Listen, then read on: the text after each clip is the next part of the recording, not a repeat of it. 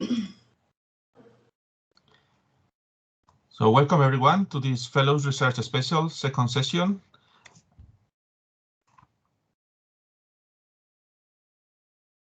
Just to let you know, this session is, as the previous one, related to the GoGN fellowship schema, and which welcomes any alumni and members in the last step of their PhD. We already had the first cohort, and you can find out lots of information on the website. It ran from October last year until March this year. Second cohort has just started in May. And some of the activities fellows are encouraged to do include, for example, undertaking a piece of targeted OER, OEP related research. They can as well, if they want, overview their OER activity in the region. As well, it's important for us to identify strategic events and fostering connections with with other networks apart from GoGN. And promoting GoGN in conferences. We are all aware that was quite difficult last year in terms of face-to-face, but quite a lot of online things happened, and we're going to be talking about some of them today. As well, follow and promote GoGN and DEI recommendations, and provide specific contributions through the network. What we are asking fellows to do is regular reports back to the network, 3 blog posts, and we are asking for an output review. That the idea is that we will produce one of our now famous handbooks when we finish with the schema after the third cohort next year. So what's happening now? We are going to have a presentation from Sarah, who is proposing to do a targeted piece of research about OER's awareness and acceptance with the business discipline. And that's going to be the first part. And Sarah is going to introduce then her proposal for the fellowship. Just to let you know, as you're aware, that this cohort includes Sarah and Virginia from Canada. And then we'll have a roundtable with Judith and Johanna. It's going to be very informal, and we're going to be discussing about their experiences this time. So I'm going to stop sharing my screen. And now, Sarah, you're more than welcome to present your proposal. Thank you very much. Fantastic. So I'm going to find the magic extra button. Great. So can you see that all okay and still hear me? Yes, all working. Fantastic. Okay, so it's after 8:30 in the evening here down on Jaja country, which is an hour and a half north of what's known as Melbourne now. And even though it's pitch black outside and really cold, getting down to probably 0 tonight with a lot of frost tomorrow morning, that's what it's going to look like when I wake up tomorrow morning. And part of the changes that I will briefly touch on in my circumstance and why I'm researching now on Jaja country. Yeah, so I've had a bit of a tree change. So I really want to express just the gratitude I feel for the opportunity to join this fellowship program. It really represents for me such timely support for continuing my open education, a social justice research journey. So that journey started with the PhD, and that was completed in 2019 and awarded in 2020. Open Education and Social Justice was the title there. And that little icon on the left with the the dots in the brain, for me, that PhD was such a deep and transformative experience of connecting a lot of dots about my own values and concerns through my career and experiences. So yeah, just really such good grounding.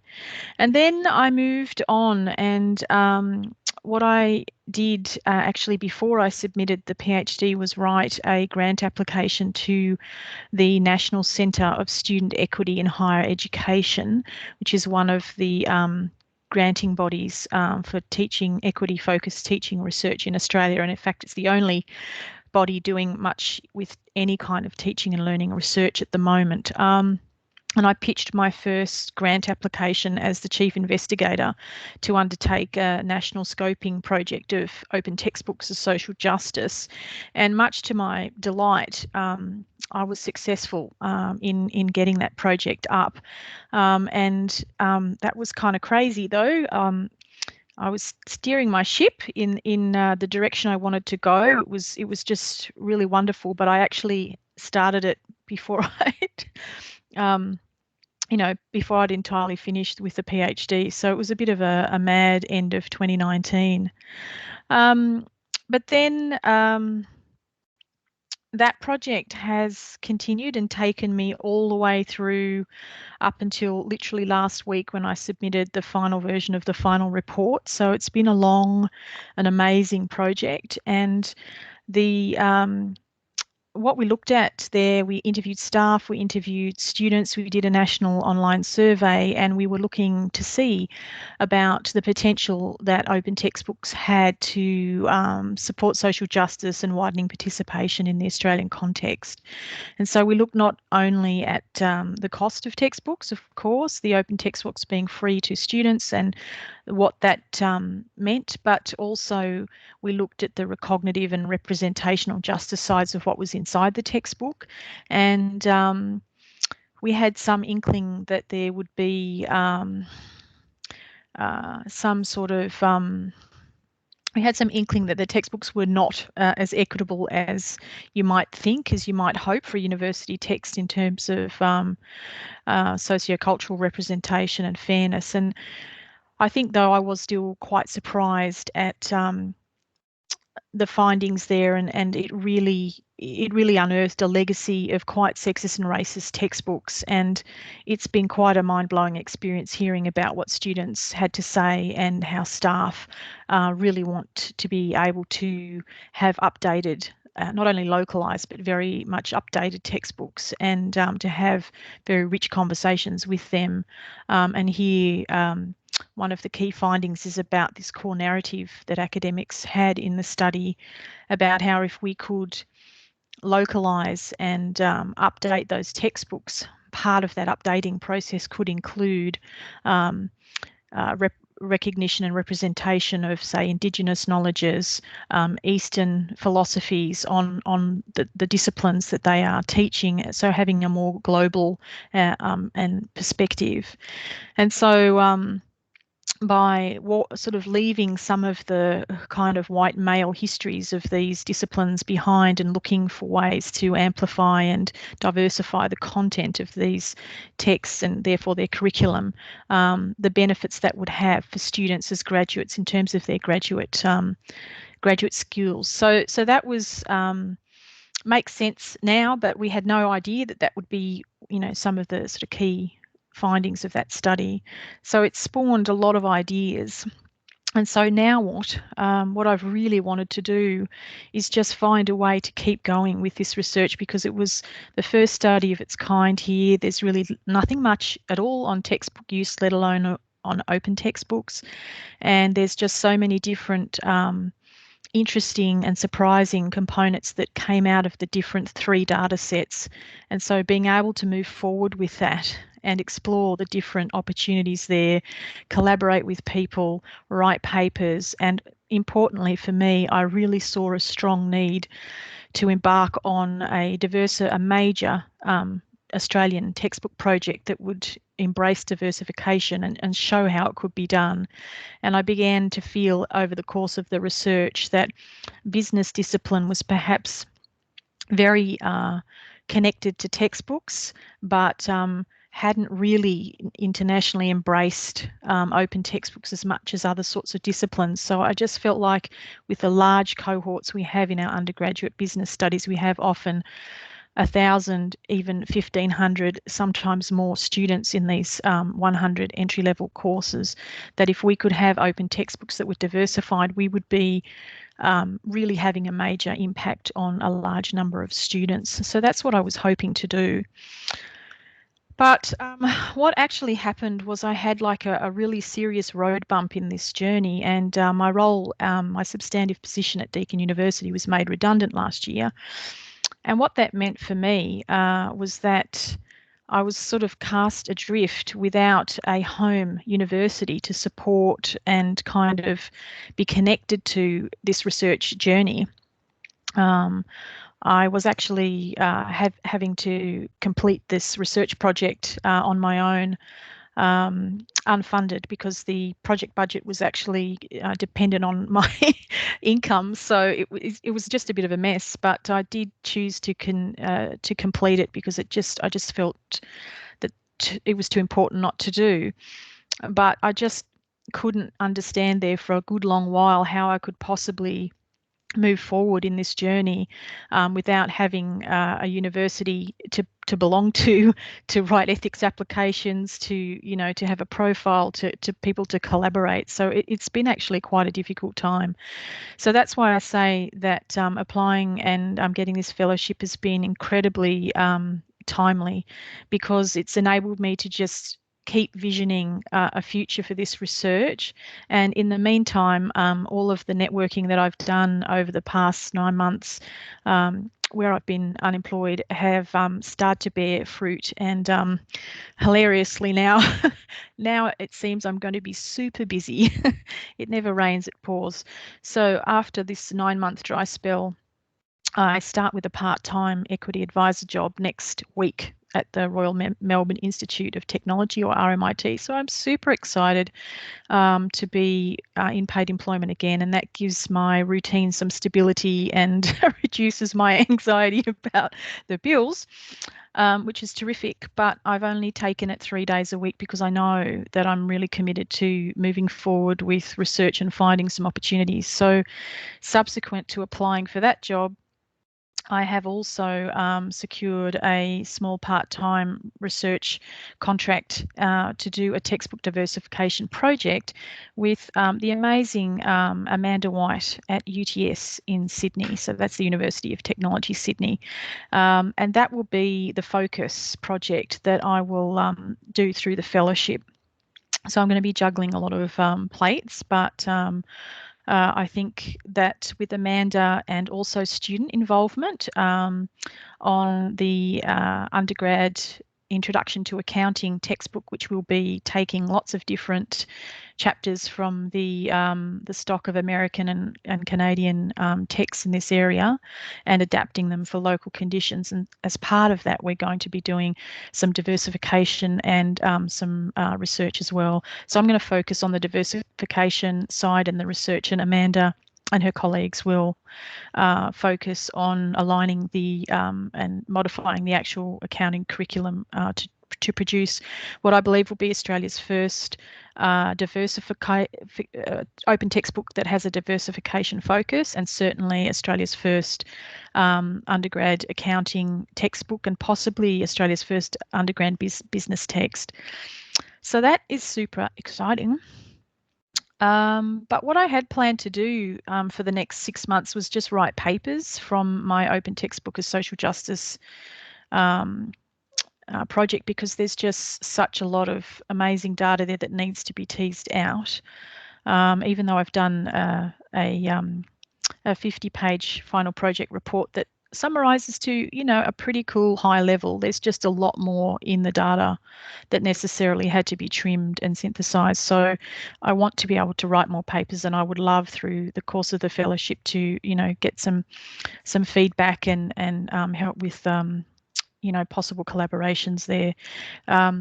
In this time too, I'm preparing for an international symposium on inclusive education, where I'm going to be looking at extending what the learnings of this social justice-based open textbook project out from focusing on just learning materials and into assessment. How can we do a sort of decolonized curriculum looking at the assessment component? So that's going to further build on the research work there. And so, yeah, this slide here just gives a sort of a snapshot of all these different paper ideas that are floating around. And yeah, so I won't go through them all, but perhaps if we end up discussing in our roundtable various interests, it might come back. But there's definitely a lot of writing, and I need to rationalize those paper ideas. So yeah, very happy for input about what is going to be really punchy papers that are useful at the moment, and some good publishing locations. That's definitely very much on my mind. And that's all I have to say. So if I get myself out of there and come back to here, I can unshare my content. That's all she wrote. That's great. Thank you very much.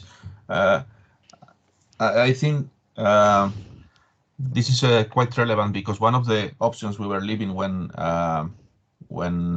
creating the schema for the fellowship was that continuation from PhD research in a way that might benefit as well your career and understanding of some of the approaches used previously, but still including new aspects. So I think it pretty nails that thing, and that's my feeling as well with Johanna, in the sense that it's been quite a useful experience in enhancing from the PhD. I would like to ask any of the audience to make some questions to Sarah about her proposal, if you feel like. You are being recorded, so. Speak now, or. I'll speak up. I want to say well done for getting through that crazy year, Sarah. COVID. Yeah. I Yep. mean, that's a heck of a. Sorry, my words aren't finding me very easy tonight. Accomplishment. That's the word I was looking for.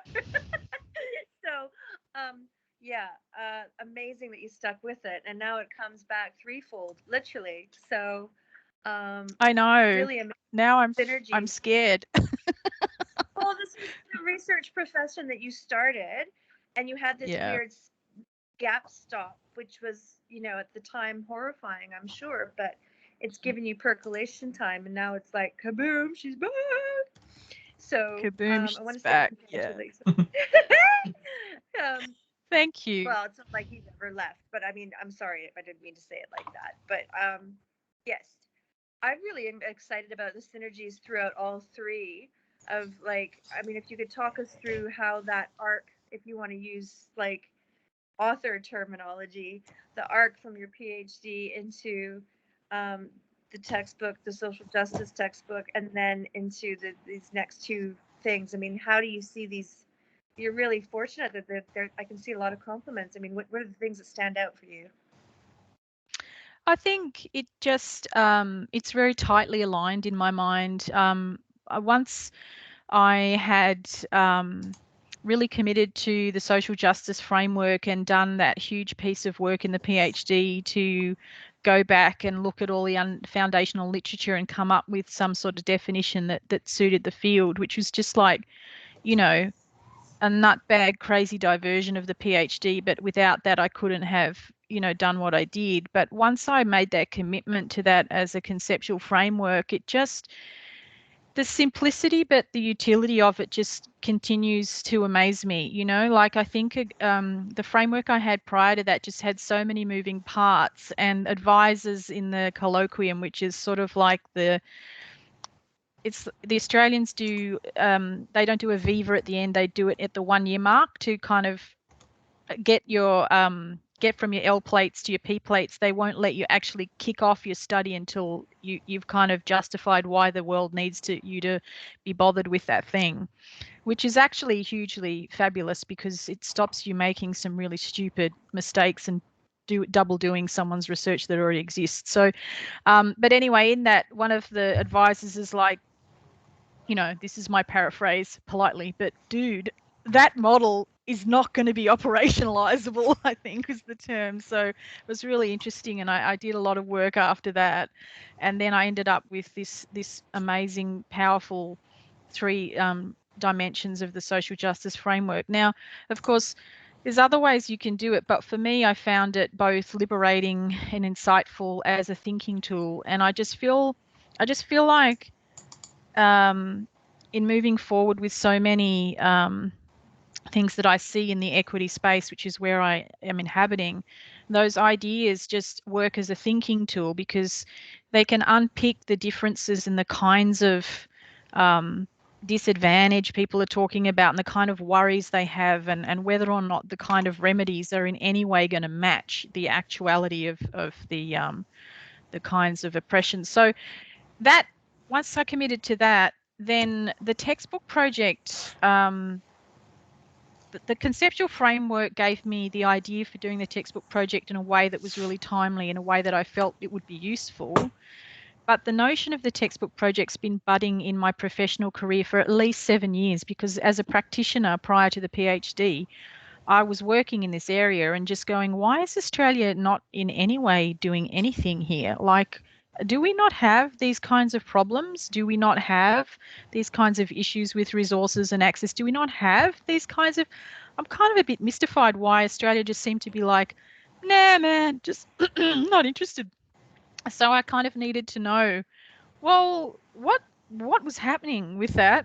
And so I started to get a sniff that there was starting to be a bit of interest. So pitching that research project to say, look, this is a solution that's working for equity elsewhere. Why would there not be some potential? Is what launched that. So, but as I said, the data sets there, when we spoke to students from 2 different universities, staff from 5 different universities, and had online survey data from over 130 participants, and quite a few of them did open text comments, there was just so much that was different to the international literature. There was so much that the social justice approach surfaced that might be relevant in the international literature but hadn't actually been asked. So there was just a lot to think about there. And so for me now, I think with the 2 pieces of the thesis and the open textbook project have become, you know, my bag in a way at the moment. And so I can now imagine for myself quite a longer program years ahead of research that could be done that isn't done at the moment through this open textbook project. So there's just such a huge hole around how different disciplines would need to do things differently to lift up and maximize these potentials for equity. And there's just such a lot of power, I think, in the student experience that we're not capturing because we're not asking them.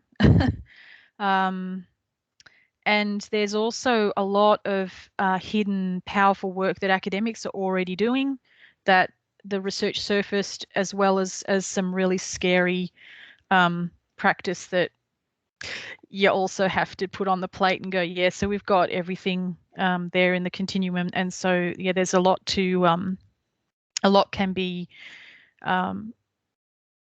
there can be a lot taken from that and made practical. And I guess I think I'm at that stage where, having spent a number of years now really deeply diving into theory and research, I'm looking forward to having a small opportunity to implement.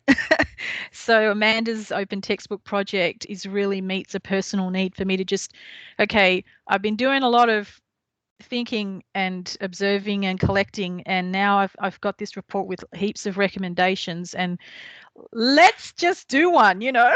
So I think part of the social justice framework and part of the Freirean underpinning to you know, my own beliefs and how I approached the whole PhD is that critique and practice are a 2-sided coin. You can only critique for so long, and then you can only keep your hope going about change in the equity space by getting in and having a go.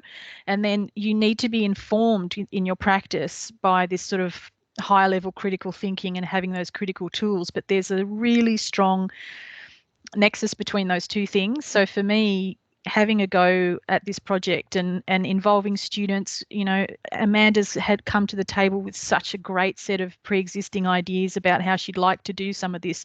And then there was stuff that she just had no idea how to do. So coming together with someone like that, going forward and saying, as Amanda said, let's hire some past students, let's pay them, they can do the chapter review and point out the sort of, you know, the bits that are really outdated, the bits that make them feel uncomfortable in terms of, you know, race or gender, or where they're not, you know, where there's gaps and where things are just plain, you know, misogynist mess. So let's engage the students in that process and give them a framework and let that be part of the research. So there's just that sense of collaborating with someone is really joyful for me at the moment too, because my PhD was this massive solo effort and I'm tired. I want to work with people. I want to get that freshness. I've been super isolated. So I'm hoping this is the end of the isolated arc and the beginning of the collaboration arc, right? Yeah.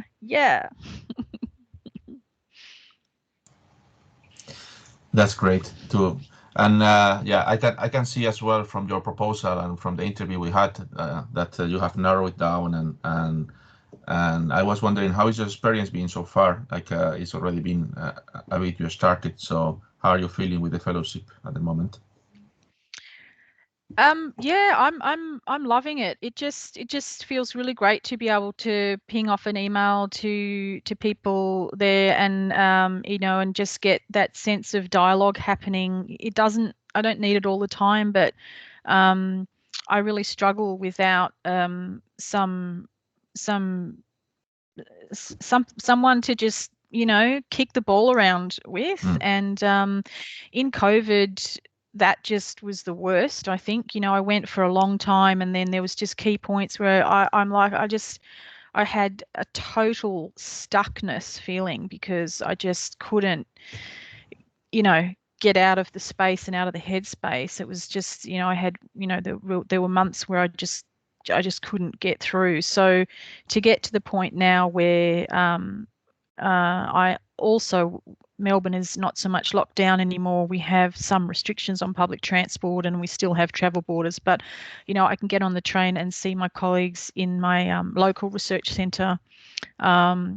They've, you know, so there's an opportunity there, and the GeoGen just really complements that. You know, I just, because my local research network are great on some specifics, but they don't have this world of open education to talk to me about. So it just means a lot to be able to have that connection. And I think just the structure too, you know, because I'm, you know, forever thinking in my head and forgetting to plan meetings like this and talk to people, you know what I mean? So it's good to just get like a structure. Yeah, much appreciated.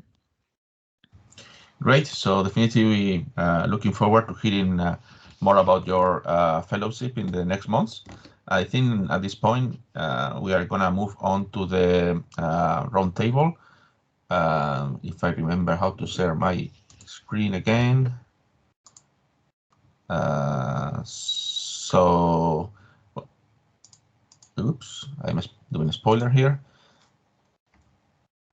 So now we are going to be having a talk with all of you, but particularly with Judith and Johanna, considering their experience with the fellowships.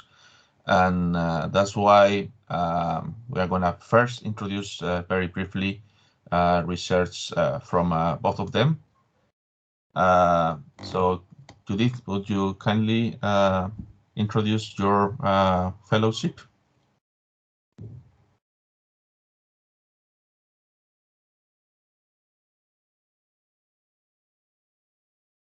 I can't see anyone, so.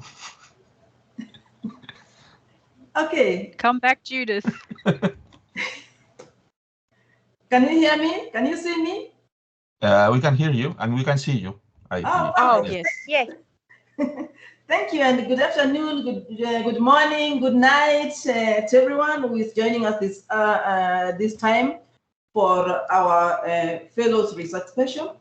And first and foremost, I want to thank the team for coordinating this and bringing us on the round table. How I wish it was really a round table physically, but will let us manage with what we have.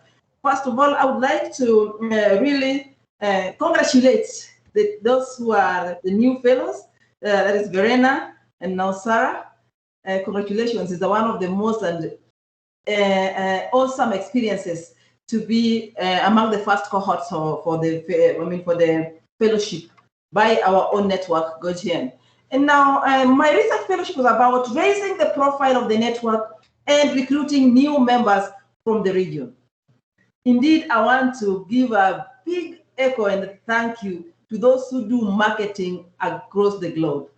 People or those whom you market to can promise you heaven, but then you only get a handful. But that is life, and we are happy about that. So in the process of raising the profile and recruiting people, I got a lot of inspiration and motivation by the fact that I got an appointment by my university as the regional coordinator for a global network called Unisavitate that promotes service and learning at the Catholic universities. So I was very enthusiastic, having at hand 20 Catholic universities across 7 regions. I'm like, okay, this is it, and I have to do it. It is going to work, and I have to bring thousands to the network. Yes, that's where we are. Things happened, and really, I did what plans were. We had a number of symposium. We had seminars that were held across the region, and some of them we were holding them in our region as the Africa region, where now we are hosting for universities. And those were some of the avenues I could see, and I'm like, this is really going to work out for us in terms of raising the profile, letting people know about GoGN, and joining the network, of course.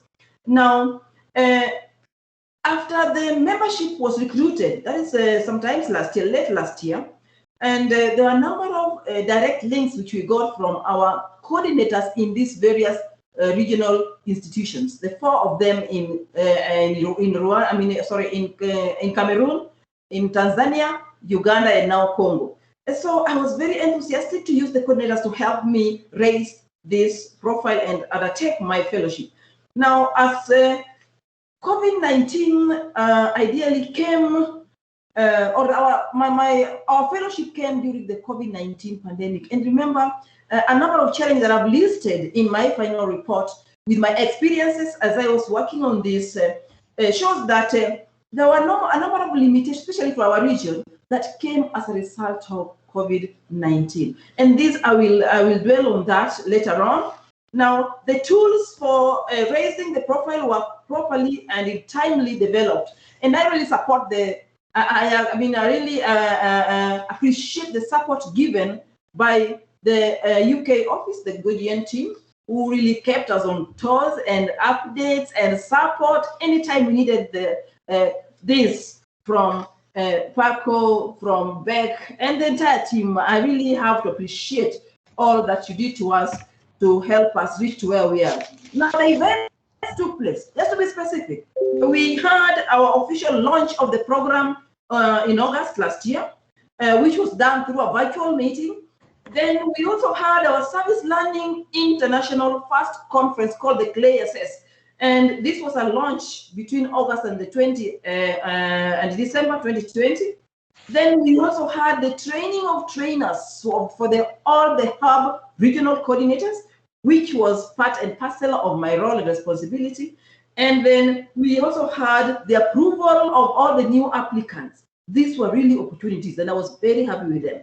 Then we spearheaded the formation of students' clubs or alliances within the region to help spearhead the theme of service learning in the region and in other and globally, and preparations for these online trainings that would help members understand what is service learning, and ideally that would also give you a platform to share and sell the idea for GoGN were all present. Now, the outcome.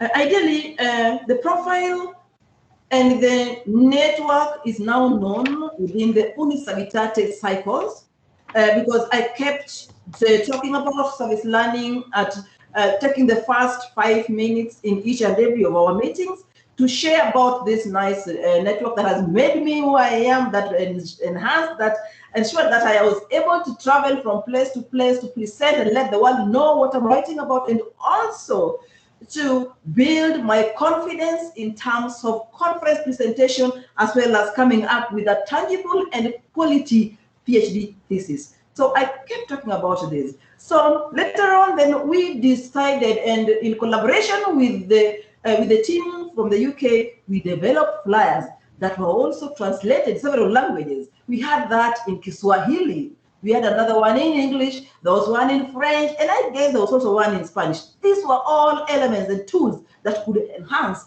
the entire process of, raising the profile and bringing new members. Now, one PhD candidate from Pretoria in South Africa joined. He's a Kenyan, and he's our chief librarian over here. He's a member of GoGM. He presented, remember, his concept paper sometimes on one of our webinars. Then there are those who earned their PhDs. And as I was sharing this with them on how this network is very useful and timely for us in the region, they were willing, and I think they've joined as friends. And those who wanted to join as professors were wondering, now that my focus, supervisors, my focus is not on OER, can I be a supervisor to the students who are undertaking OER related researches? Then of course the answer would be no, because we want those who have expertise and experiences on GoGN. Then I think the flyers and also the discussions, the many meetings which are done virtually has made the profile of the network raised. Now, the support from the GoGN office was enormous. I say it's amazing, because it has been a very inspiring and a moment for me to learn in terms of management and linkages from people from various backgrounds, and bringing them together to achieve a specific goal, a common goal. And for this case, the raising of the profile of our own network. So the administration from GoGN, ECHO, congratulations, you did very well. Keeping us on toes, the reminders, the updates, Paco, I remember the emails and all my questions. Some of them are at night, and you are there responding to them on the WhatsApp. May God bless you. Thank you very much, Paco and the team. We really appreciated that. Now, the impact for the the open education community, I would propose that the assumptions, the opportunities, and the challenges that I've raised in my final report for this fellowship probably could help those who are thinking of future actions and activities within the region. I'm talking about Africa as a region, or the global south. Now, this could be a foundation for you to, plan on any OEP and OER actions in the region, because sometimes we take things for granted. I believe now that face-to-face meetings and and interactions still works miracles in my region. I am very sure if I was moving from place to place with these flyers and talking to my friends and people whom I meet, probably this could have worked better than what I have achieved. But I'm not losing hope yet, because all the face-to-face travels now starts now. I think in a week's time we are going to Cameroon. We have a team from here to Cameroon. And then in August, we have set up for 3 more travels. We'll be in Tanzania, and we're also going to Congo, Kinshasa. Then Uganda is still at a lockdown, so that will come later on in September. So I believe, and I still trust that through the face-to-face, maybe I'll do much better for the network in terms of my fellowship promotion, which I said in my blog post number 3 that I'm not stopping, I'm not giving up. I will still carry on with this mission, because it's a passion for me to ensure that at least the continuity of the network and also the growth of the network becomes part and parcel of my responsibility as somebody who has benefited, the first alumni of this network. And I want to stop there, and maybe I wait for further discussion and interactions. Thank you, Becky. Thank you, Judith. Yeah, your proposal and your fellowship has been focused on the particular area of letting and kind of like dissemination of the network with new members as well. So I think and completely agree. The fact that of COVID didn't really help that much, but as you said, I think it's a key aspect that the fellowships are designed to be for 6 months, but that doesn't mean that we can keep on working and having an impact after that time. And definitely your links and next trips are going to be very, very relevant, and I'm happy to continue with that dissemination process. That's great. And now it's time for Joe to let us know about your fellowship. I just want to say thank you so much, Judith. Wow, you just like given me all this amazing inspiration just in those few minutes. I was feeling a bit flat, and I'm just watching how you really like enacted openness and those connections with all these different groups, and like on Earth and in person. And I think that's just wonderful, especially with all the challenges we've had. So thank you so much for your passion. And thank you, Joe. Little bit of a shift of gears then, because I didn't do anything like that. I kind of did a lot of desktop analysis, but I gathered a lot of feedback from students. My goal was to link open practices with job readiness and workforce development principles in the first year unit that I teach. And I wanted to see the overlap between how we teach via open educational practices in something like cultural capability learning. And it's like, it's a very contentious course. It's a mandatory course. There's 500 students every semester, and it's a bit mental. Anyway, so long story short, we've renovated the curriculum and we've developed and refined it according to what students have said every semester in their reflections, but also in their anonymous evaluations. And so I started gathering evidence last August in semester 2. So at the time we have 3 semesters, we still do. We've moved into a lot more of a hectic calendar now where we have intensives as well. So we've restructured and restructured and restructured, and we've just taken and merged with education college as well. So there's a lot of pre-service teachers that I'm working with now, which is really promising because they love to hear about this type of stuff, more so than IT and engineering students, but they all benefit from the open practices and how we make links to their work, their future of work, but how they might do their work as students and then as professionals. So yes, so what we did was, as we refined the unit, we took on what students said about it, and part of my fellowship was to try and really dig deep into those data sets to see what the patterns were. And so thanks to Paco, sat down with me and worked through some more rigorous analysis approaches with me that I really appreciated. And I've been coding, I think I've got about 80 pages of written student input now that I've been coding for 4 areas. And those areas were informed by my PhD principles of as well as some workforce development principles and criteria, things like we all have to be collaborative and problem solve and do communication around, the world on multiple platforms, and we have to communicate in multimedia in lots of different ways, and we need to be creative thinkers. And this is all open practice stuff. Like when you're doing open practices, you collaborate with people and you participate in that learning community, and you participate in taking some agency for your own learning rather than it being just kind of fed to you. So it's a real challenge to sell that to some people who are really invested in teaching in a certain way. So I'm looking down the channel now of how this is being received. But anyway, so the findings are mainly that I was coding for when students mentioned how we laid out the content, like the learning design of the unit. the interactions with staff, either face-to-face or over media meetings and lessons like this, or just via how we communicated asynchronously on discussion boards and stuff like that. So there was those two criteria, plus there was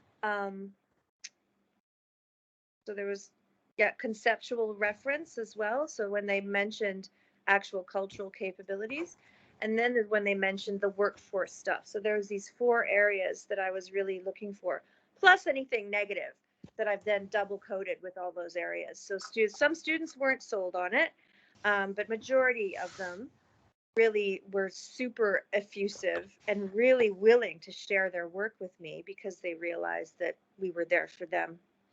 And this was, including their perspectives in how the course was being designed and refined. And so one thing I have found was that obviously none of those criteria are ever mentioned in isolation.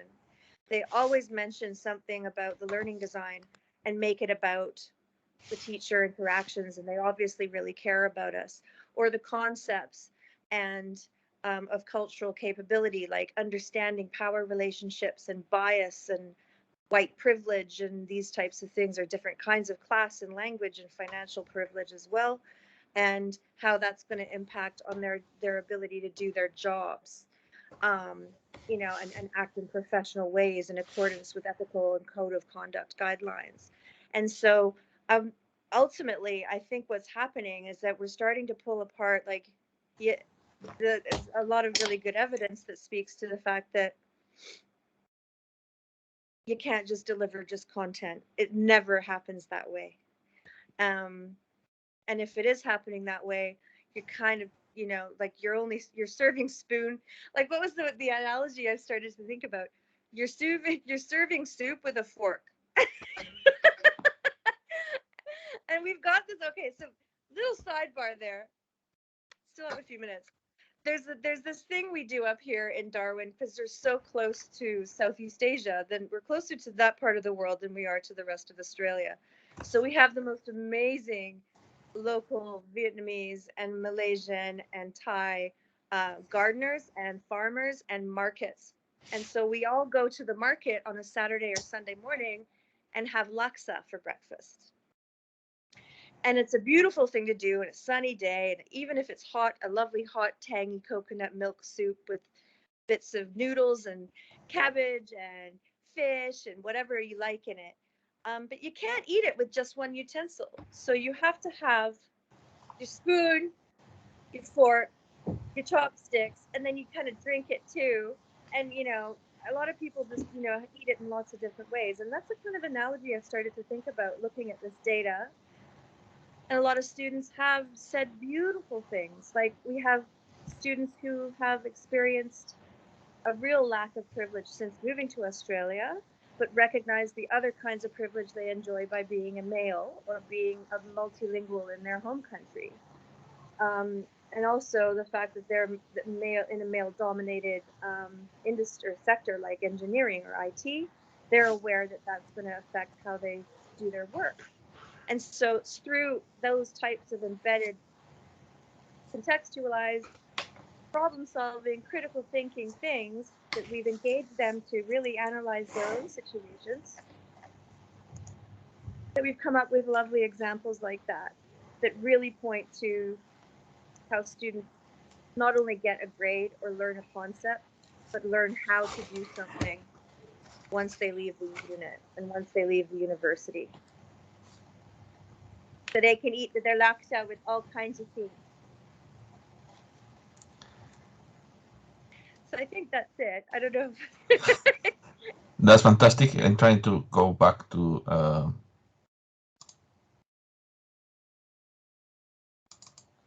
so yeah, definitely this is one example of having those 6 months, but still you have so many data and things to analyze and think about. That's fantastic. Yeah, fantastic. I've still got data, and then actually the student evaluation people sent me data from before the unit actually was changed, So I actually have 2 semesters worth of student evaluations that I might just kind of confirm that I have permission to use. I mean, they're all anonymous anyway, but I want to check with the ethics that they're okay with me using that as a comparative study for before the unit was renovated versus how long that's gone on. And of course, temporal comparisons as well, like how students referred to different things, the more advanced into those conceptual frameworks we got the students around their knowledge about how they needed to collaborate and use those types of skills. But yeah, I'm still, this last semester just finished in June, so I'm still getting emails from students going, yeah, I used my thing. And we still have to get the evaluations through. So that's one more bit of data I need to analyze. But I'll have my report for you soon. And I'll be happy to add to it when you put the big book together. So. Thank you very much. Yeah, that's something I'm really looking forward, like having all the experiences. And it's great we are having different experience in different cohorts. Obviously, there is a common link in the sense that Sarah, Virginia, and yourself are kind of like taking experience from the PhD knowledge and kind of opening it up to be used in further research with new experiences and new ideas. Judith has a fellowship was about dissemination of the network in Africa, which is fantastic, and Chrissy and Virginia are proposing kind of new tools in the sense that Chrissy had a book with the team, and Virginia is working with the podcast, which is going to be as well quite amazing. So that's really fantastic. We are getting so many different experiences and all across the world. So that's great. That's why we kind of tired of the online environment, but we couldn't have these meetings anyway with so many people from different continents, indeed. So now we can have this. I'm aware of time as well, but we can have some discussion about your experiences. I mean, you have already told some things about how things have changed from the original proposal, and everything started with COVID. We are aware of that. But I was wondering about what you found more difficult, and as well what you enjoy the most. So what's the best thing and the worst thing that happened during your fellowship? I'm wondering if Judith is still there because she looks frozen. Very much. Very much there or very much frozen? Yeah. Yes, Paco, a number of things happened. And indeed, what I liked most is the fact that this was my first ever fellowship in my life. I didn't understand what a fellowship, but now I had to really say that I have understood what a research fellowship is all about. And indeed, the opportunities that I got to be able to reach out to many people, talk about what I have a passion about, the network, our global graduate OER network. This was really very interesting for me. And of course, the collaboration and the teamwork that I found from your team from the UK, the GoGN UK Accreditation Office, those were really helpful. The follow-up, the reminders, and then the responses we get in time, the support that we needed, I enjoyed it very much. Now, on the opposite, what I didn't like most is that the fact that you plan for 50 and you don't land into even half of that. And so that is really a challenge. But then we understand the COVID, and I think in my region, face-to-face works. I don't know when you're going to change this concept. Maybe the concept, and also the fact that many students were also hit by the pandemic impacts, like pay cuts and others losing jobs, so they had to postpone or rather put on hold their studies, so you could not continue doing that. And another one is about the elections that happened in one of our member countries. When the Ugandans were doing the elections, there was no internet at all, so we lost 2 very prominent candidates because we could not communicate. The internet was shut down. None of the external communication could go through at a critical time when I was about to get hold of the 2 of them. But anyway, I'm still hopeful that with time I will get hold of my 2 students from Uganda, but we are not losing hope yet. So I would say there were those opportunities for learning for me and even to the network. And there were also challenges that we have to underline and keep our hopes alive that things will happen. Indeed, very particular times, but yeah, and still with all those inconvenience, you managed to have all those online events and share experience of GoGN network with partners around Africa. So that's fantastic. Joe, what do you think? What was great was the fact that, I mean, I'm seeing commonalities though between the three of us tonight, but also with Verena, what she was talking about. Everyone's keeping their themes. Like whatever you took out of your PhD, you can carry a little, like what Sarah said, that's my bag. You've got stuff in your bag now, and you can start to see how it'll apply to your work. You know, in Judith's case, like she's got this, you know, network building job as well. And so this is like, it's like a lovely, beautiful fit.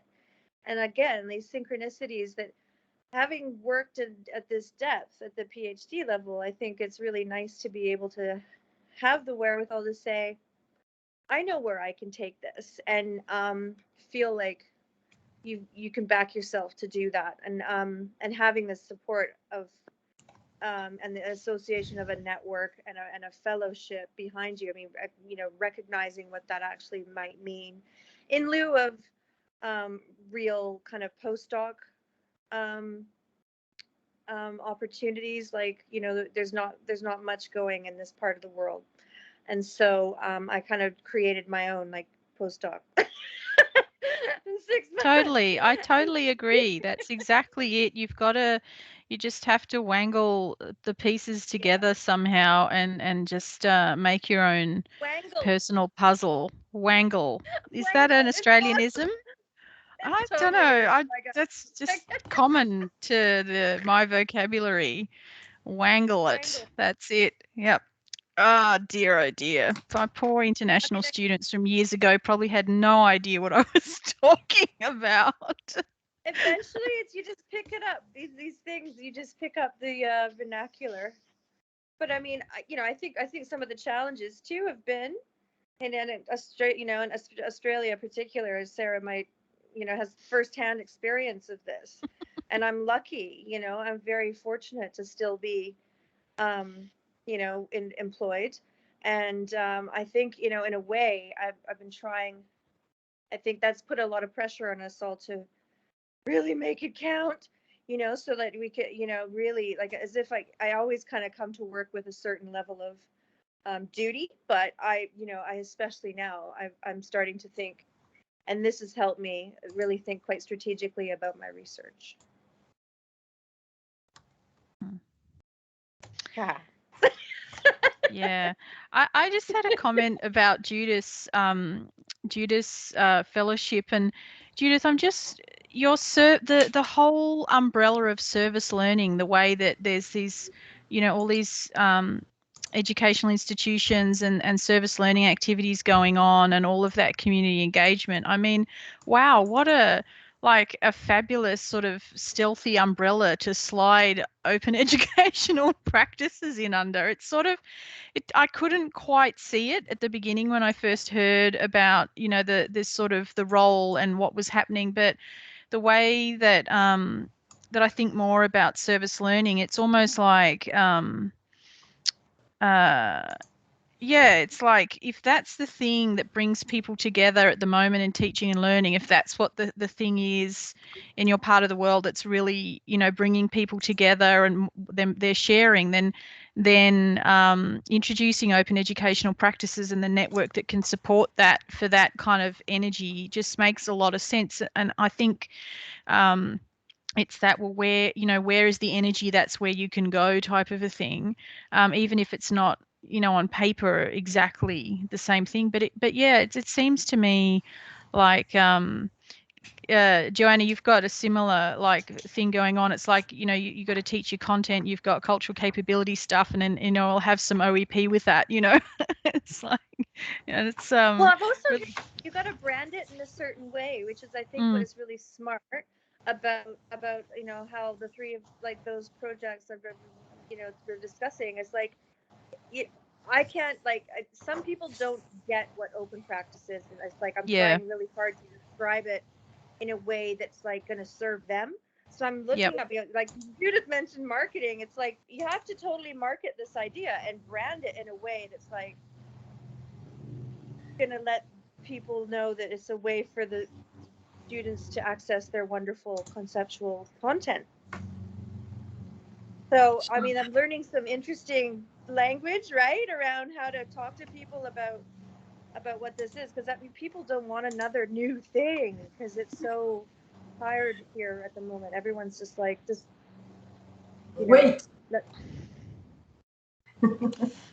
Yeah, but we are trying what we can. It's such a wealth of people that you'd imagine you're just going to sail through as easy as such.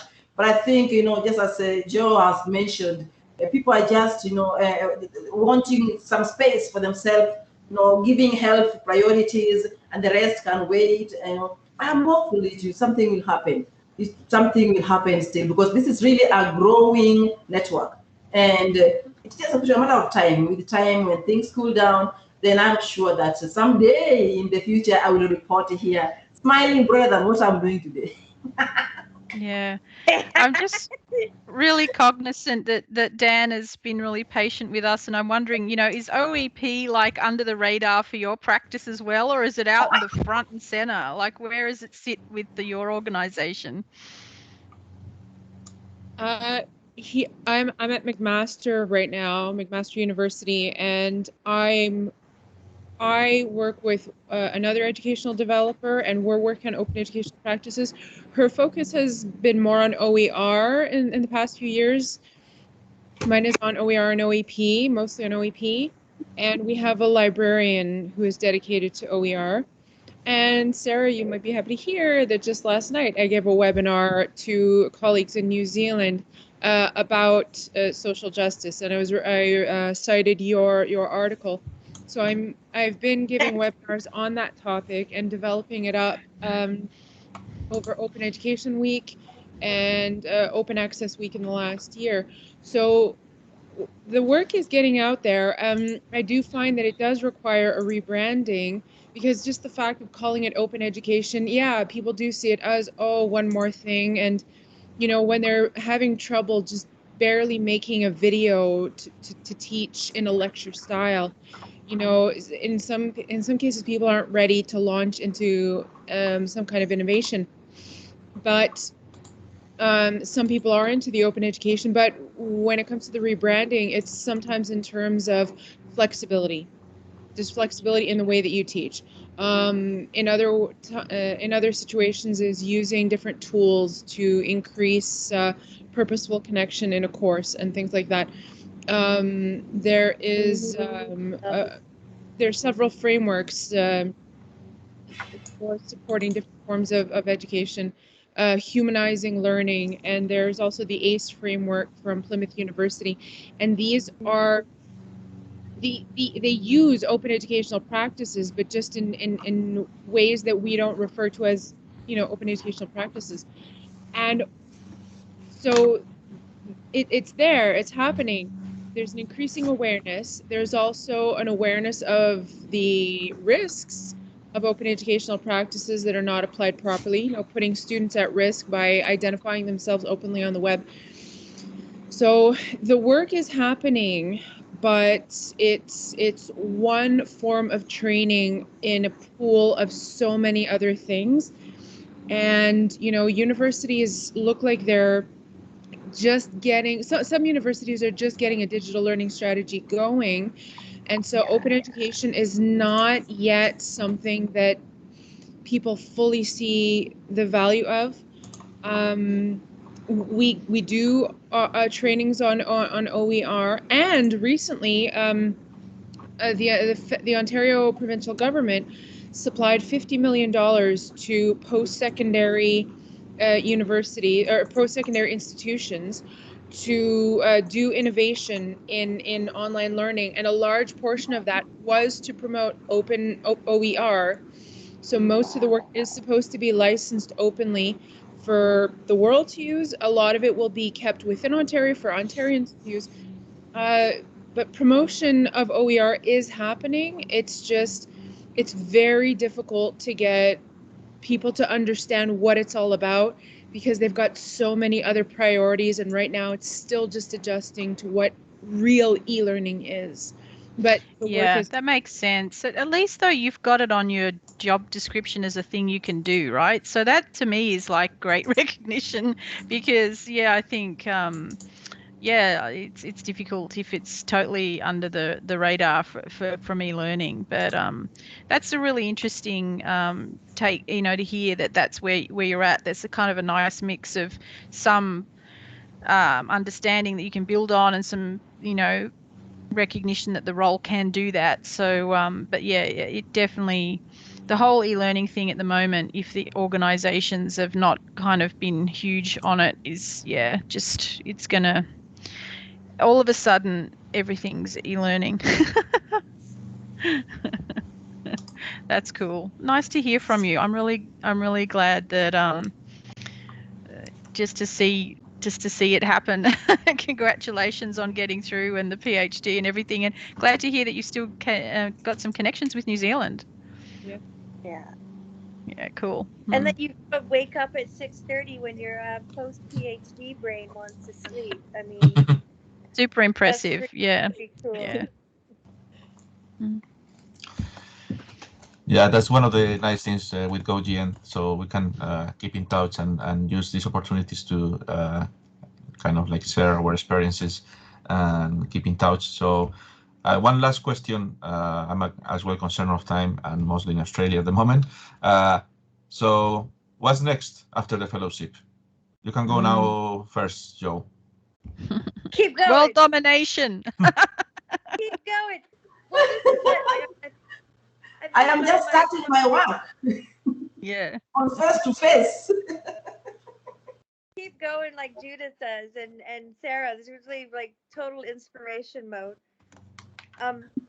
But I think because trying to acknowledge the setting I'm in. I mean, I come back from these meetings and these conferences, even if they're online, and I'm like, everybody, I've got such cool things I'm going to share with you, and they're all just like. So I have to calm myself sometimes, just kind of try and meet people and see what they need, and maybe share that with them, because I'm also going to create more curriculum and roll out 4 new units in August. So that's what's that's huge. My God. Wow.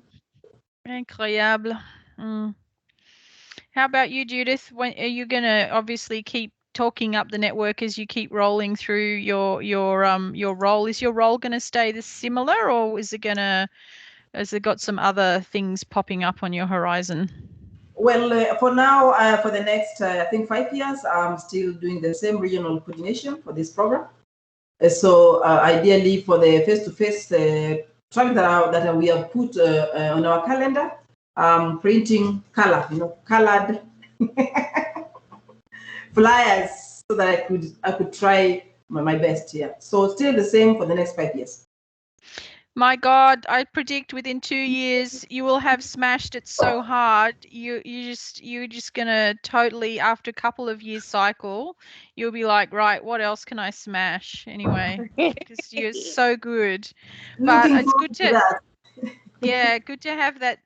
Good to know that you can sit in that seat and really grow a thing. Actually, to be honest, I'm really admiring of that situation, and I don't think I've ever had a job in my whole academic career where I've known for sure that I could do something for 5 years. I'm really like, wow, that's awesome. You can actually really plan to do some transformation as opposed to just running by the seat of your pants.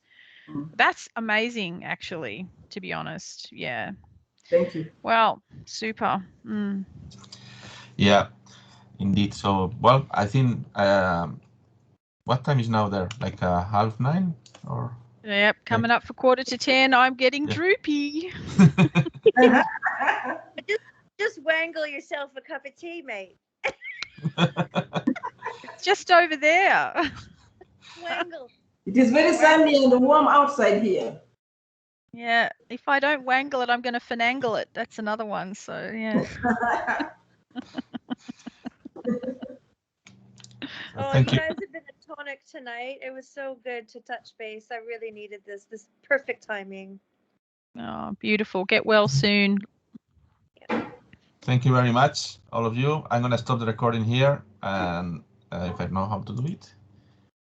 Thank you too, Danny, for Thank you, mentioning. Paco and the team.